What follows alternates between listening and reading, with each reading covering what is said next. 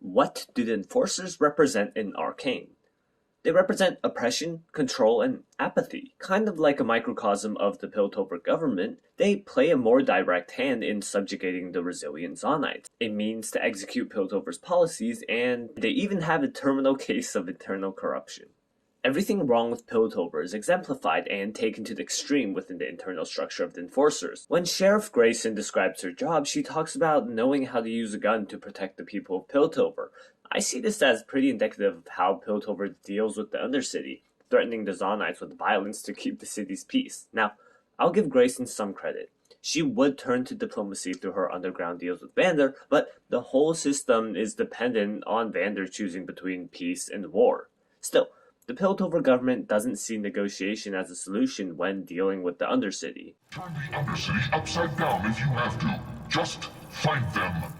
Even when Vi and Caitlin tried to push for a diplomatic solution, Jace and the Council opted to charge into Zon to retrieve the gemstone.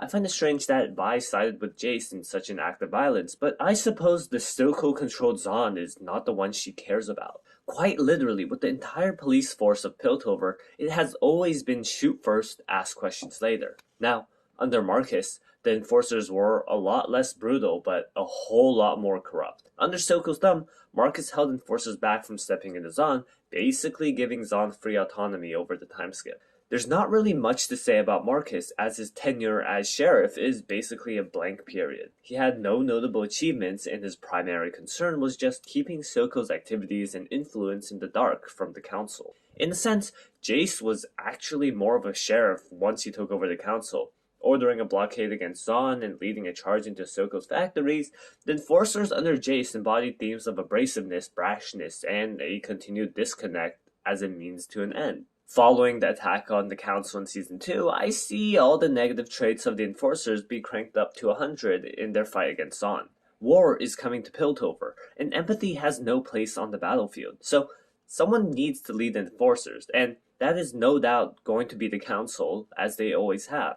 Ambessa, as the new serving head of the Council, just makes sense, as the writers set her up in Season 1, and we need someone to take Mel's Medarda seat after she's injured from the explosion. Ambessa's philosophy bode nicely for the warmongering council: cunningness, pragmaticism, and mercilessness. I'm actually torn between Ambessa being the pseudo-sheriff or a new sheriff coming into power. In terms of themes, Ambessa's leadership bodes the best for Piltover's finest. A popular theory in my videos is that Camille will become the next sheriff, simply because her house is mentioned as maybe a Chekhov's gun, and we have seen her leading enforcers in promotional material. However, in terms of lore and themes, that theory is quite lacking. Camille's lore is basically all useless, as her family were the people finding hex crystals, and Camille is like a really old Hextech cyborg. But the timeline in Arcane is different, and Hextech isn't invented until recently. In terms of personality, we do get something from her game voice lines. She values apathy, patience, adaptability, precision, and strategy. All valuable traits for the new sheriff going into war. But to be honest, it can go either way, with Camille as a new enforcer or Ambessa just leading the armies of Piltover without a general. One thing for sure is that Caitlin will not be the acting sheriff for the next season. 1. She doesn't have any real experience, just recently getting the job and put in ceremonial positions, and 2. Her philosophies run counter to the entire Warden system. Throughout Season 1, she nurtures her empathy, sense of justice, and pure-hearted goodness. Literally the opposite of apathy, corruption, and the violence-first mindset. If she becomes sheriff, no way are we getting a war between Piltover and Zon, which we are getting.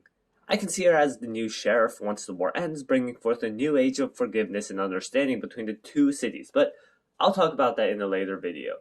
As for Caitlin, she'll probably just continue to be in the Enforcers on missions with Vi as they fight against Zon for peace. Caitlin's mom is most likely dying during the ensuing explosion, which might give her a reason to fight at all. But overall, the Enforcers of Piltover represent the worst aspects of the city with their policies concerning the other city. Throughout Season 1, we watch as their dirty work exacerbate the tension between Piltover and Zon. But through war and forgiveness, the whole system will be rebuilt for the better. A brighter tomorrow. So that's going to be my video for today. It's going to be a bit on the shorter side because I'm working on another video this week.